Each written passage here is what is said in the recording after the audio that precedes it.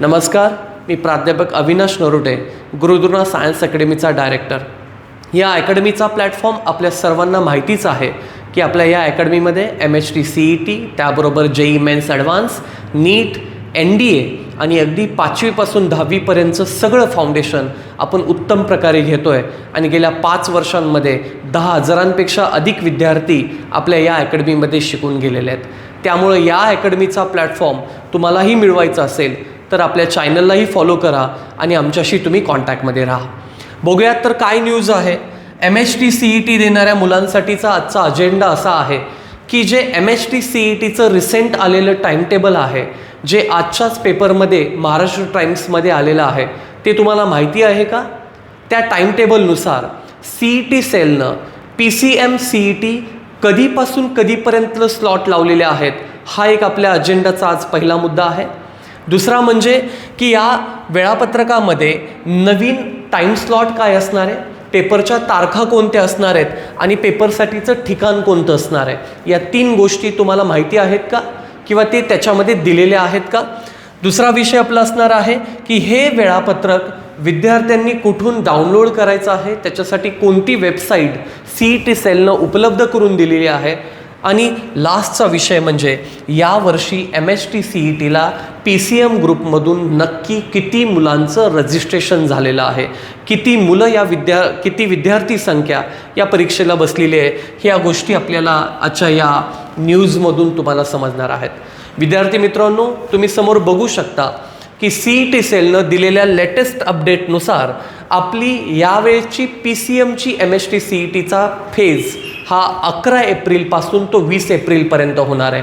11 एप्रिलपासून 20 एप्रिलपर्यंत होणाऱ्या या फेजमध्ये तुम्ही बघू शकता 11th to 20th of April इथपर्यंतचा हा तुमचा फेज आहे.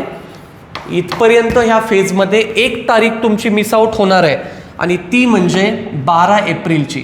12 एप्रिलची तारीख मिस आऊट होण्याचं एकमेव रिझन आहे, ते म्हणजे 12 एप्रिलला आपल्या NDAची परीक्षा होणार आहे, त्याच्याबरोबर CDSची परीक्षा होणार आहे आणि नाटाची परीक्षा, ज्यांना आर्किटेक्चरमध्ये करिअर करायचं आहे त्यांची परीक्षा होणार आहे. आणि म्हणून ही NDAची AN परीक्षा, CDS परीक्षा आणि नाटाची परीक्षा 12 एप्रिलला आल्यामुळं CET सेलनं हा विचार केला की दोन्ही परीक्षा कॉन्फ्लिक्ट व्हायला नको, ओव्हरलॅप व्हायला नको, म्हणजे 12 एप्रिल वगळता 11 एप्रिल ते 20 एप्रिल हा PCM ग्रुप देणाऱ्या MHT CETच्या मुलांनी लक्षात ठेवा, या वेळेत तुमचा त्या ठिकाणी पेपर होणार आहे. त्याचबरोबर विद्यार्थ्यांनी सुधारित CET इंटिमेशन स्लिप ही डाउनलोड करावी आणि ही स्लिप डाउनलोड करण्यासाठी मी पुढेच तुम्हाला लगेच वेबसाईट सांगणार आहे की कशावरती तुम्ही कोणत्या सांकेतिक स्थळावरती जायचं आणि ती तुमची स्लिप डाउनलोड करून घ्यायची, या सगळ्या गोष्टींचा पाठपुरावा तुम्हाला आता दिसणारच आहे.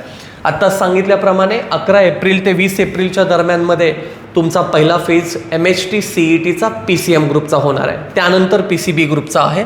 12 एप्रिलला का उघडलेला आहे तर त्या दिवशी NDAची NA, CDS आणि नाटा या 3 परीक्षा ऑर्गनाईज केल्यामुळं तिथे कुठल्याही प्रकारचं ओव्हरलॅपिंग होऊ नये म्हणून त्या ठिकाणी 12 एप्रिल उघडलेला आहे.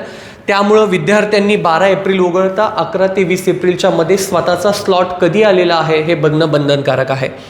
हे तुम्ही कुठे डाउनलोड करून घ्यायचं आहे तर तो सांकेतिक स्थळ आहे cetcell.mahacet.org. या वेबसाईटवरती आपण जाणं गरजेचं आहे. याच्यावरती जाऊन सविस्तर तुम्ही वेळापत्रक त्या ठिकाणी काढू शकता आणि या वेबसाईटवरून तुम्हाला तुमचे हॉल तिकीट डाउनलोड करून घ्यायचे आहेत. त्यानंतर या नव्या वेळापत्रकानुसार परीक्षेची वेळ, तारीख आणि ठिकाण यांची माहिती तुम्हाला त्या ठिकाणी त्याच्यावरती दिलेली आहे.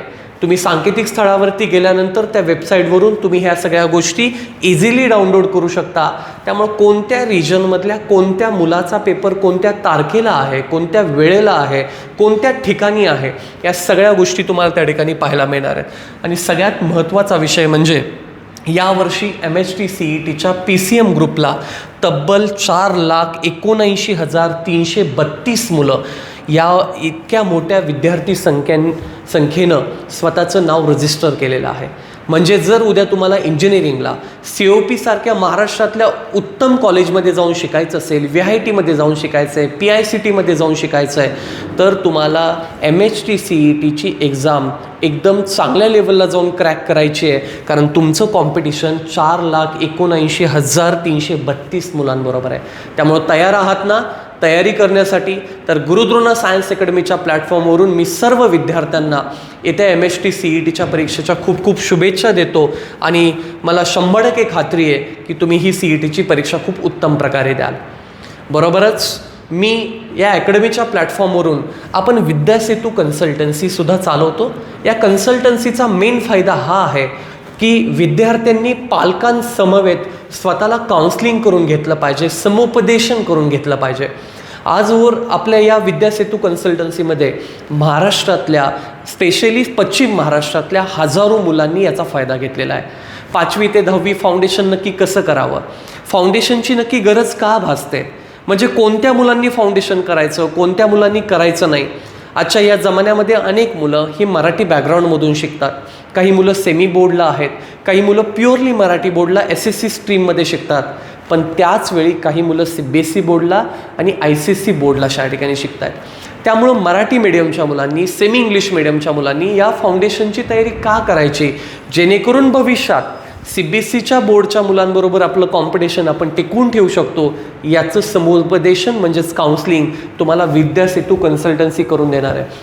हे काउन्सलिंग टोटली फ्रीमध्ये आहे.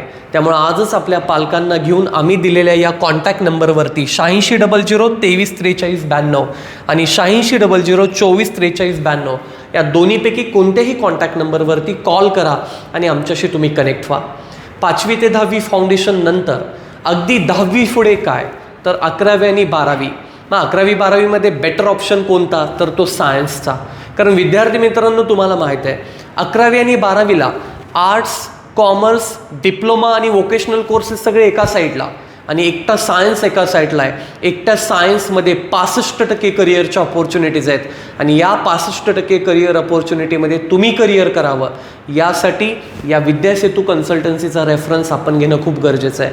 त्यामुळं 10वी नंतर तुम्हाला JEE करायचं आहे, नीट करायचं आहे का NDA करायचं आहे, NDAच्या मार्फत नेव्ही, आर्मी आणि एअरफोर्समध्ये जायचं आहे का अगदी MHT CET करून इंजिनिअरिंगचा, फार्मसीचा किंवा ॲग्रिकल्चरचा ऑप्शन निवडायचा आहे, हे नक्की पुढे काय करायचं, पाऊल नक्की पुढे कोणतं टाकायचं, यासाठी तुम्ही आमच्याकडे या. आपण मुलांची ब्रेनबो टेस्ट करतो, ब्रेन मॅपिंग करतो. पालक, विद्यार्थी आणि मुलाचं ब्रेन मॅपिंग करून आमची काउन्सलिंगची टीम तुम्हाला काउन्सलिंग देईल आणि यासुद्धा विद्यासेतू कन्सल्टन्सीचा तुम्हाला 101% फायदा होईल एवढं मात्र निश्चित. त्यासाठी आमच्याशी कॉन्टॅक्ट करा. मी मगाशीच तुम्हाला सांगितलं मी अकॅडमीचा डायरेक्टर म्हणून या ठिकाणी काम करतो आहे आणि इथे बघू शकता आपल्या अकॅडमीचं अर्जुना युनिट आहे जिथे CET, NDA त्यानंतर JEE आणि नीटची तयारी आपण करून घेतो. आपलं CBSEचं फाउंडेशन युनिट आहे जिथे आपण 8th, 9th, 10th स्टँडर्डचं CBSEचं फाउंडेशन घेतो जे पुढे जाऊन तुम्हाला JEE, नीट आणि NDAसाठी लागणार आहे. आपलं फाउंडेशन युनिट आहे, त्या फाउंडेशन युनिटला आपण SSC बोर्डाची मराठी मीडियम आणि सेमी इंग्लिश मीडियमच्या मुलांचं फाउंडेशन 5वी ते 10वीपर्यंत घेतो. त्यानंतर आपलं ॲग्री युनिट आहे. या युनिटला आपण शेतीशाळेमध्ये शिकणाऱ्या होतकुरू मुलांचं, जे इकॉनॉमिकली पुअर सेक्शनमध्ये लोक आहेत, EWS कॅटेगरीमध्ये बसणारी लोक आहेत, यांच्यासाठी 11वी आणि 12वीमध्ये CETची तयारी त्या ठिकाणी करून घेतो. आणि आपलं स्टडी मटेरियल कसं आहे, आपले डाऊट सेशन कसे होतात, आपली प्रॅक्टिस कशी होते, आपल्या फॅकल्टी कोणत्या आहेत, हे सगळं तुम्हाला आत्ता स्क्रीनवरती दिसतं आहे. त्यामुळे एवढंच सांगेल की एक पाऊल विश्वासानं पुढं टाकायचं असेल तर एका ट्रस्टेड एज्युकेशन सोसायटीबरोबर काम करणं हे तुमचं काम आहे, हे तुमचं कर्तव्य आहे. त्यामुळे एवढीच विनंती करेल की तुम्ही आपल्या अकॅडमीकडे या, अधिकची माहिती घ्या. तुम्हाला नक्कीच येत्या काळामध्ये अजून पुढची काही माहिती हवी असेल तर आपला यूट्यूब चॅनल आहे, official YouTube channel the Gurudrona science academy म्हणून आहे आणि आपलं इंस्टाग्रामवरती पण पेज आहे. अधिक माहितीसाठी तुम्ही याच्यावरती जॉईन करू शकता. पुन्हा कुठल्याही अडचणीसाठी तुम्ही दिलेल्या कॉन्टॅक्ट नंबरवर कॉल करा आणि अधिकची माहिती मिळवा. धन्यवाद. थँक्यू.